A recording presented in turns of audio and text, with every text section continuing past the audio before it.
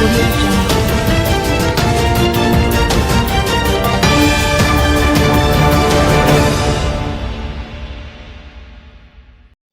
Mom marked for death.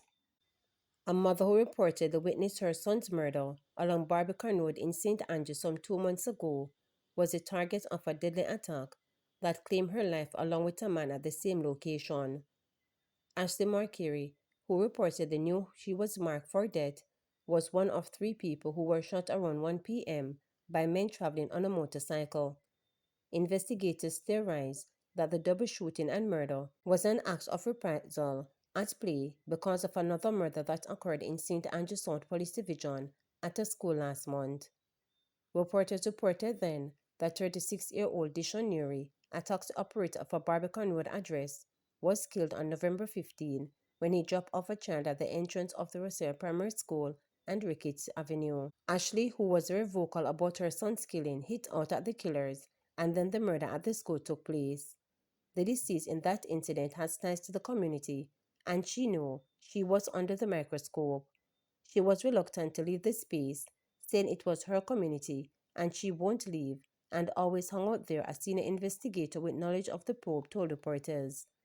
Ashley's son is reportedly to be buried on Sunday. A man listed this week in the Jamaica Constabulary Force JCF Wanted Wednesday campaign is being sought for the murder of her son. He is Demar Bully Beef Grimham, who is said to frequent Barbican Road. The man killed in the fatal shooting has been identified as Joshua Rockwood of a King Tire Papine address, who was said to be a customer. The area where the double murder occurred is known as Andrews Pen. That community has been impacted by gang violence for years, and a makeshift police post was set up in the entrance. I did 3 years there on statistic duty. That blue shop, we had to be there 24/7. It was our unofficial post. Hurricane, sun, earthquake, anything at all. We had to be in there to quell gang violence, a police source told reporters. Reporters understand that enhanced security measures are expected to be deployed to the area to curtail any further fallouts. The St. Andrew North Police Division has recorded a 9% increase in murders and 3% increase in shooting year on year as at November 30. Meanwhile, Ashley's murder follows a string of homicides in Jamaica involving female victims during the 16-day observance of Awareness of Violence Against Women and highlighting the importance of efforts to prevent such violence. Two men, including Bahamian national, charged after multimillion-dollar drug seizure in Party St. Anne. Two men, including a Bahamian national, have been slapped with multiple charges following a multimillion-dollar drug seizure by police in Party St. Anne last Saturday. Charged are 27-year-old Ronnie Scott, a laborer of Civil Heights and Cox Hill District in St. Anne, and 56-year-old Andrew Addersley, otherwise called Reds, a fisherman from Clarenstown, Long Island, Bahamas.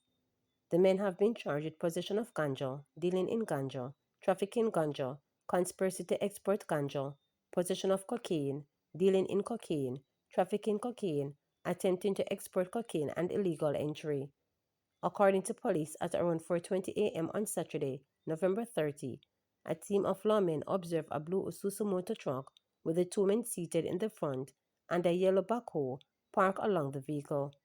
The police conducted a search of the truck which revealed several knitted bags containing parcels wrapped in masking tape and clear plastic. The parcels were found to contain compressed vegetable matter resembling ganja and a white substance resembling coke. The drugs, which weighed approximately 3,700 pounds, had an estimated value of 53 million. Both men were taken into custody and charged by the Firearms and Narcotics Investigations Division. Their court dates are being finalized. 35 flood events between 2000 and 2010 cost Jamaica over 130 billion. Between 2000 and 2010, Jamaica experienced 35 flood events that resulted in loss and damage, totaling Jamaican 132.5 billion. This was revealed by Senior Assistant Attorney General Cherise Gill. Ms. Gill made this declaration while giving evidence at the International Court of Justice ICJ hearing in the Netherlands. The hearing stemmed from a UN General Assembly resolution co-sponsored by 105 nations including Jamaica. The resolution calls on the UN Stop Court to establish the obligations of states regarding the protection of environment from harmful greenhouse gas emissions. Speaking on behalf of Jamaica's delegation at the hearing, Ms. Gill emphasized that the country's economic growth and development have been severely impacted by severe weather events caused by climate change. She noted that the cycle of loss and damage has continued over recent years. Ms. Gill noted that the latest adverse events faced by Jamaica Hurricane Beryl left the country with a bill of 32.2 billion or 1.1% of GDP. She added that climate change and the associated adverse weather events have had a devastating impact on critical sectors such as agriculture and tourism. During the period 2000 to 2010, Jamaica had 35 flood events, which combined resulted in loss and damage amounting to approximately 132.5 billion Jamaican dollars. Specifically, Hurricane Ivan in 2004 resulted in loss equivalent to 6.8% of Jamaica's GDP.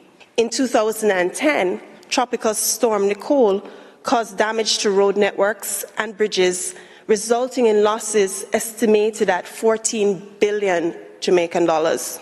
With no opportunity to recover from Beryl, in November 2024, Tropical Storm Raphael is estimated to have costed the country 647 million Jamaican dollars. For many Jamaicans, this is a continuous cycle of loss and damage with little room to recover. High-value crops such as coffee, citrus, sugarcane, and banana are highly vulnerable to extreme climate events. By next year, the annual losses in Jamaica in the low-impact scenario are projected to be 3.4% of our baseline GDP.